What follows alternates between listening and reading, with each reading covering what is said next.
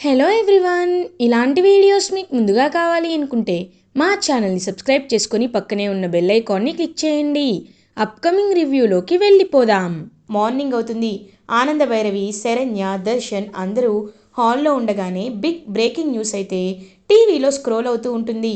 ప్రముఖ ఇండస్ట్రియలిస్ట్ రాజ్కోటి టెక్స్టైల్స్కి సంబంధించిన రోహిత్ అనే యువతుడు నిన్న రాత్రి హెవెన్ రిసార్ట్స్లో కపుల్ టెంట్లో దగ్నమైపోయినట్టు మనకి సమాచారం అందింది. ఫైర్ యాక్సిడెంట్ వల్ల టెంట్స్కి మంటలు అంటుకున్నాయని బ్రేకింగ్ న్యూస్లో చెప్తూ ఉంటారు. ఒక్కసారిగా అది విన్న దర్శన్, శరణ్య, ఆనంద భైరవి అందరూ షాక్లో ఉండిపోతారు. దామిని కూడా స్టన్ అయిపోతుంది. అప్పుడే పాపం లీలావతికేమో చాలా సివియర్గా ఒంట్లో బాగోదు. తనకి చాలా ఫీవరిష్గా ఉంటుంది. సో అదే టైంకి కిందకి వచ్చేసరికి ఆనంద, ఏమైంది, ఎందుకు అందరూ అలా ఉన్నారు అని అడుగుతారు. అక్క, అదేమీ లేదక్క, ఏదో న్యూస్ చూస్తున్నాం అంతే అక్క అని పాపం తనకి వస్తున్న కన్నీటిని ఆపుకొని మరీ లీలావతి దగ్గర నిజాన్ని దాచిపెడతారు. ఇప్పుడు ఈ విషయం అత్తయ్యకి తెలిస్తే ఇంకేమైనా ఉందా అని అంటుంది శరణ్య. అవును, అక్కకి ఎట్టి పరిస్థితిలో తెలియకూడదు. తెలియకముందే అసలు అక్కడ ఏం జరిగిందో తెలుసుకోవాలి. నేను వెళ్తాను అని ఆనంద భైరవి ఇంకా అలా హెవెన్ రిసార్ట్స్కి అయితే బయలుదేరుతారు. కాంచన అనన్యతో, అమ్మి తన రెసార్ట్కి బయలుదేరుతుంది, ఏం చేస్తుందంటావు అని అంటారు. ఏం చేస్తుందేంటి, కాలిపోయిన వాళ్ళని చూసి ఇంకేం చేస్తుంది, ఏమీ చేయలేదు, నువ్వేం కంగారు పడద్దమ్మా, అక్కడ ప్లాన్ ప్రకారం నేనంతా చేశాను కదా అని ఇంకా అనన్య అంటుంటే కాంచన, లేదమ్మి, ఆనంద భైరవి అంటే పులి పంజా మాదిరి, కాబట్టి ఏదో ఒకలా నువ్వు తప్పు చేశావని నీ గురించి అందరి ముందు చెప్పిందంటే నవ్వుల పాలయ్యేది, జైలుకి పోయేది నువ్వు కదమ్మి, కాబట్టి ఆనంద భైరవిని మనం ఫాలో అయ్యి వెళ్దాము అని అంటుంది కాంచన. నువ్వు చెప్తుంటే నాకు కరెక్టే అనిపిస్తుంది.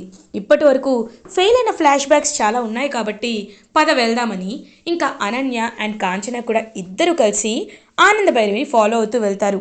అప్పుడే ఆనంద భైరవి, శరణ్య, దర్శన్ ముగ్గురు ఆ రిసార్ట్కి రీచ్ అవుతారు. ఇంకా పోలీస్ అయితే అక్కడ మొత్తం జరిగిందంతా చూస్తూ ఉంటారు. అసలు ఎలా ఫైర్ యాక్సిడెంట్ జరిగే అవకాశం ఉంది, how it can be possible అని చెప్పి అంతా చూస్తూ ఉంటారు. అదే టైంకి పాపం ఏడుస్తూ ఆనంద భైరవి, సార్, నేను రోహిత్ వాళ్ళ పిన్నిని అని అంటారు. ఓ అవునా, సారీ మేడం, ఇక్కడ బాడీస్ అన్నీ గుర్తుపట్టలేని విధంగా అయిపోయాయి, బట్ మీకు పోస్ట్మార్టం తర్వాత అన్నీ తెలుస్తాయని చెప్పేసరికి పాపం శరణ్య, దర్శన్ అందరూ చాలా ఏడుస్తూ బాధపడతారు. కరెక్ట్గా అదే టైంకి అసలు ప్రీతి ప్రీతి ఎక్కడ అననేలోపు ప్రీతి ఏమో వెక్కి వెక్కి ఏడుస్తూ కళ్ళు తిరిగి పడిపోతుంది. ప్రీతిని హాస్పిటల్లో జాయిన్ చేశారని తెలుసుకొని ఆనంద భైరవి వాళ్ళు ప్రీతి దగ్గరికి వెళ్తారు. ప్రీతి, నువ్వేమీ బాధపడద్దు, రోహిత్కి ఏం కాలేదని ఎందుకో నా మనసు చెప్తుంది, రోహిత్ ఖచ్చితంగా బ్రతికే ఉన్నాడని నా మనసు ఎందుకో నాకు చెప్తుంది, కాబట్టి మనం పోరాడదామమ్మా అని ఆనంద భైరవి అంటారు. ఎలా అత్తయ్య గారు, మీరు ఎలా చెప్పగలుగుతున్నారు, బావగారు చనిపోయారని పోలీసులు కూడా చెప్తున్నారు కదా అని అంటుంది శరణ్య.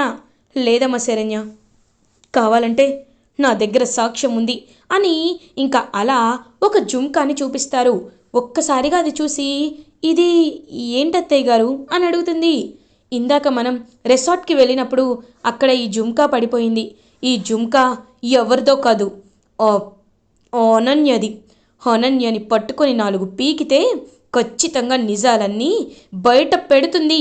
అయినా ఆ అనన్య రోహిత్ని కిడ్నాప్ చేసిందని నాకు తెలుసు, కిడ్నాప్ చేసి ఒక ప్లేస్లో దాచి పెట్టిందని కూడా నాకు తెలుసు అని అంటారు ఆనంద భైరవి.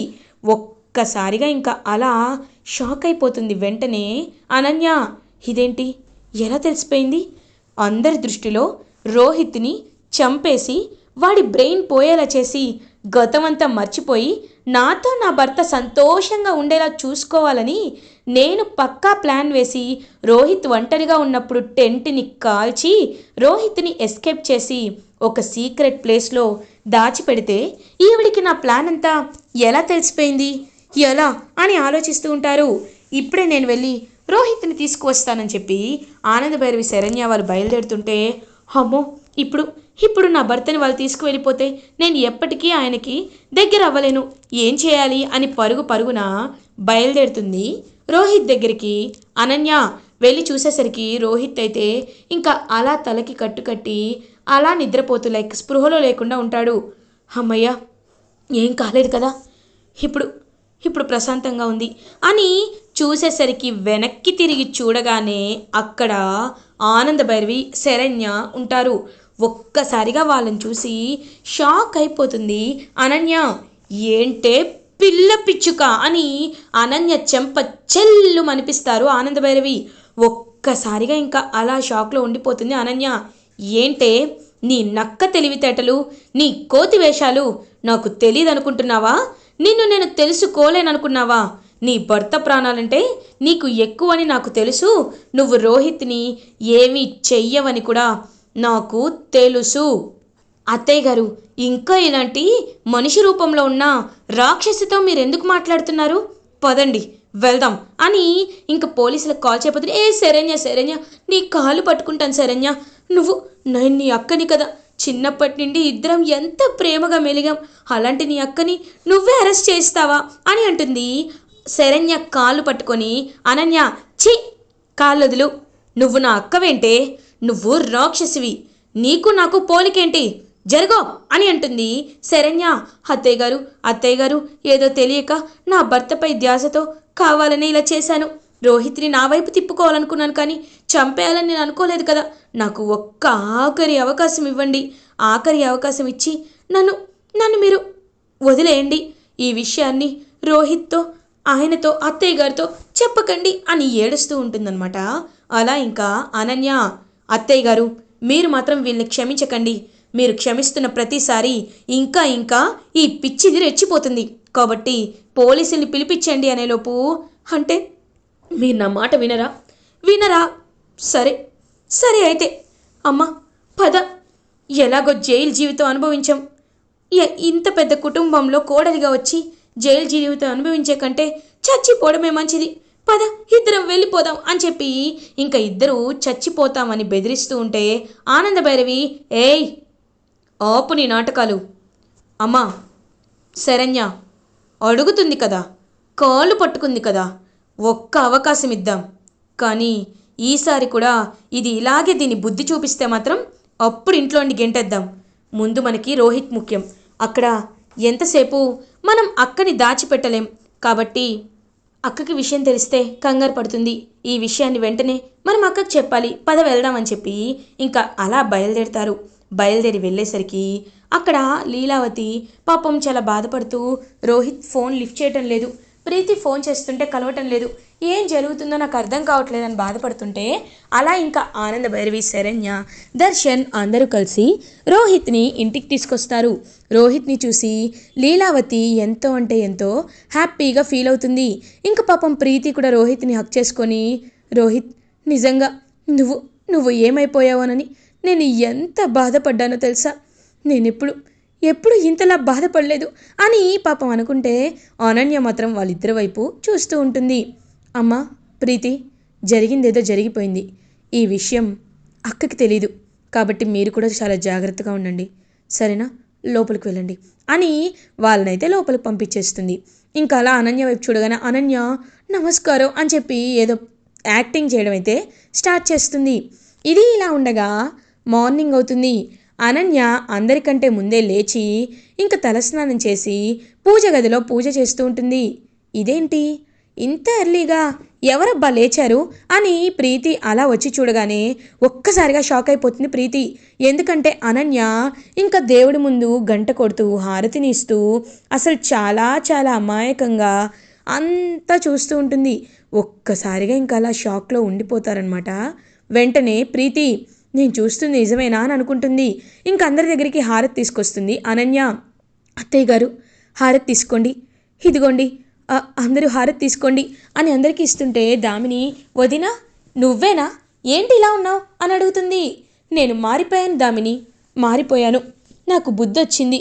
రోహిత్ ఆయన ఎంత మంచివారో, ఆయన లేకపోతే నా జీవితం ఏంటో నాకు తెలిసొచ్చింది, అందుకే నేను వాటి నుండి మారిపోవాలనుకుంటున్నాను. ఒకప్పుడు ప్రీతిపై నేను ఎంతో ఎంతో కుళ్ళుతో ఈర్ష్యతో రగిలిపోయాను. కానీ ఇప్పుడు ప్రీతి నాకు సొంత అక్క అని అంటుంది అనన్య. ఏంటిది ఇంతలా ఓవర్ యాక్షన్ చేస్తుంది అనుకుంటుంది ప్రీతి. అక్క, ఇన్ని రోజులు నీపై కోప్పడ్డందుకు నన్ను క్షమించక్క.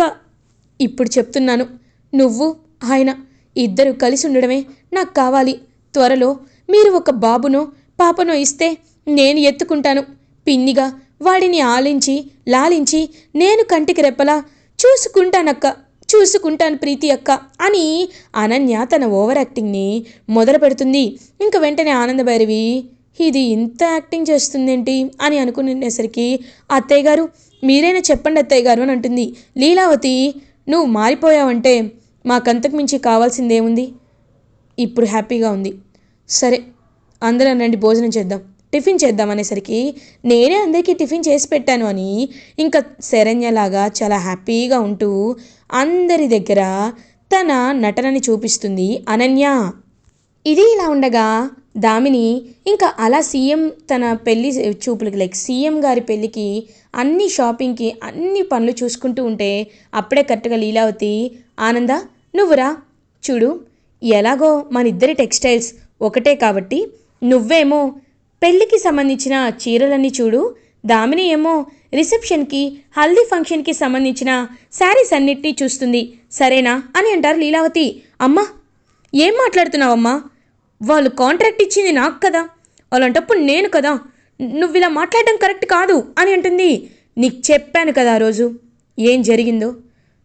నీకు ఆనంద లైఫ్ ఇచ్చింది, అలాంటప్పుడు ఎవరి రుణాన్ని మనం ఉంచుకోకూడదు కాబట్టే చెప్తున్నాను.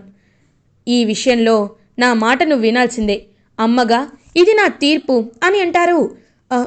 సరే అమ్మా, నీ ఇష్టం, పిన్నినే పెళ్లి పనులు చూసుకోమని చెప్పు, రిసెప్షన్కి హల్దీకి నేను సెలెక్ట్ చేస్తానని ఇంకా అలా అక్కడి నుండి వెళ్ళిపోయి ఎంత అనుకున్నా ఏం లాభం, మా అమ్మ ఈవిడ మాటలు వినటం లేదే, ఈవిన్నే ఎక్కువ నెత్తికెక్కించుకుంటుంది, ఇదంతా ఎలా అయినా తీసేయాలి అని కోపంతో రగిలిపోతూ ఉంటుంది దామిని. ఇంకలా సీఎం కూతురి పెళ్లి పనుల్లో శారీస్ డిజైన్ చేయడంలో, సెలెక్ట్ చేయడంలో, వ్యూ చేయడంలో మునిగిపోతారు ఆనందభైరవి అండ్ ఫ్యామిలీ. ఇది ఇలా ఉండగా మార్నింగ్ అవుతుంది. ఆనందభైరవి తన శారీస్ అన్నిటినీ అలా ఇంకా వ్యూ చేసి అక్కడ పెట్టి చూసేసరికి దామిని చాలా పొగరుగా కిందికి నడుచుకుంటూ వస్తుంది. దామిని ఒకసారి ఇలా రామ్మ, చూడు పెళ్ళికి ఈ చీర బాగుంటుంది కదా అని అంటారు ఆనందభైరవి. మా అమ్మ చెప్పింది కదా పిన్ని, పెళ్ళి తరపున చీరలన్నీ మీరే చూసుకోవాలని. చూసుకోండి, నాకెందుకు చెప్తున్నారు? అయినా మీరు అడగాల్సింది మా అమ్మని, అమ్మ ఆర్డరే కదా ఇక్కడ ఉండేది, నా ఆర్డర్స్ ఏమీ ఇక్కడ పనికిరావు కదా అని కోపంగా దామిని అక్కడి నుండి వెళ్ళిపోతూ ఉంటే కరెక్ట్గా అప్పుడే ఆదికేశవులు గారు ఆనందభైరవి ఇంటికి వస్తారు. ఒక్కసారిగా ఆనందభైరవి, గురువుగారు రండి లోపలికి రండి అని లోపలికి తీసుకొస్తుంది. అమ్మ ఆనంద, నువ్వు నన్ను మరీ ఇబ్బంది పెట్టి కార్ పంపించి మరీ ఈ ఇంటికి రమ్మని చెప్పావు, ఎందుకమ్మా అని అడుగుతారు. అయ్యో గురువుగారు, మిమ్మల్ని చూసే నేను చీర ఎలా నేయాలో నేర్చుకున్నాను, అలాంటప్పుడు సీఎం గారి కూతురి పెళ్ళికి సంబంధించిన చీరల్ని మీకు చూపించకపోతే ఎలా ఉంటుంది చెప్పండి? అయినా నాకు విద్య నేర్పిన గురువు మీరు, అలాంటిది ఒక్క పూట మీరు మా ఇంటికి వచ్చి భోజనం చేస్తే నేను ఎంత సంతోషంగా ఫీల్ అవుతాను. అక్క అక్క, బావగారు, దర్శన్ అందరూ రండి అని అందరినీ కిందకి పిలుస్తారు. ఇంకా లీలావతి, కోటేశ్వరరావు, రోహిత్, ప్రీతి, అనన్య అందరూ కిందకొస్తారు. అక్క మా గురువుగారు అని చెప్పి పరిచయం చేస్తూ ఉంటే నమస్కారం అండి అని ఇంకా అలా లీలావతి నమస్తే పెడుతుంది. దామిని మాత్రం అలా ఏమి మాట్లాడకుండా సైలెంట్గా ఉంటే ఈ అమ్మాయి నా దగ్గరికి వచ్చింది కదా అని దామిని వైపు చూస్తూ మనసులో అనుకుంటారు. ఇంకా అలా అందరూ కలిసి హ్యాపీగా లంచ్ చేస్తూ ఉంటే ఆదికేశవులు గారి ఫేస్ మాత్రం చాలా డల్గా అయిపోతుంది. ఇంకప్పుడే శరణ్య, మీరు ఎందుకని ఇంత డల్గా ఉన్నారు అని అడుగుతారు. అబ్బే ఏం లేదమ్మా అని అంటారు. లేదు, మీరు ఏదో విషయంలో బాధపడుతున్నారు, అదేంటో చెప్పండి అని అంటారు. ఎలా చెప్పాలో అర్థం కావట్లేదమ్మా, అదే ఆనంద వాళ్ళ అక్క కూతురు దామిని ఉంది కదా, నాకు మొన్న యాక్సిడెంట్ అవ్వడానికి కారణం ఆ అమ్మాయేనమ్మా అని అంటారు ఆదికేశవులు. ఒక్కసారిగా శరణ్య షాక్ అయిపోతుంది. ఏంటి దామినియా అని ఆలోచిస్తూ ఉంటే అప్పుడే దర్శన్ అక్కడికి వస్తాడు. ఏమైంది శరణ్య అని అంటారు. అబ్బే ఏం లేదండి, ఆ, గురువుగారు తనేదో తెలియక చేసింది, ఈ విషయాన్ని మనసులో పెట్టుకోకండి అని అంటారు. తెలుసమ్మా, లేకపోతే నేను ఈ విషయాన్ని అక్కడే చెప్పేవాణ్ణి. ఆనంద భైరవి ఎంత మంచిదో నాకు తెలుసు, తన అమ్మాయిని మార్చుకుంటుందని కూడా నాకు తెలుసు అని పాపం అలా అక్కడి నుండి వెళ్ళిపోతారు లంచ్ అయిపోయాక. ఆదికేశవులు గారు అలా దామిని వైపు కోపంగా చూస్తూ ఆలోచనలో పడుతుంది శరణ్య. ఇది ఇలా ఉండగా నెక్స్ట్ డే మార్నింగ్ అవుతుంది. ఆనంద భైరవి ఫ్యామిలీ అందరూ హోలీని హ్యాపీగా సెలబ్రేట్ చేసుకుంటారు. ఇంకలా రోహిత్, ప్రీతి, దర్శన్, శరణ్య, కోటేశ్వరరావు, లీలావతి అందరూ హ్యాపీగా హోలీ సెలబ్రేట్ చేసుకుంటూ ఉంటే అలా ఒక మూలను కూర్చొని దొంగల్లా చూస్తూ ఉంటారు అనన్య అండ్ కాంచన. అమ్మీ, ఈ ఫ్యామిలీ అంతా ఒకటైపోయి హోలీ సెలబ్రేట్ చేసుకుంటుంటే మనం మాత్రం చూడు ఏకాకిలా ఇలా ఉండిపోయాం, ఇదంతా మనం చేసుకుందేలే అని అంటారు. అమ్మా, ఇంకొద్ది రోజులే వీళ్ళకి హ్యాపీ మూమెంట్స్, తర్వాత ఒరిజినల్ అనన్య బయటకు వస్తుంది కదా అని మనసులో అనుకుంటుంది అనన్య. ఇలా ఎపిసోడ్ ఎండ్ అవుతుంది. ఫర్దర్ ఎపిసోడ్ రివ్యూస్ ముందుగా మీకు కావాలి అనుకుంటే మా ఛానల్ని సబ్స్క్రైబ్ చేసుకోండి. Thanks for watching.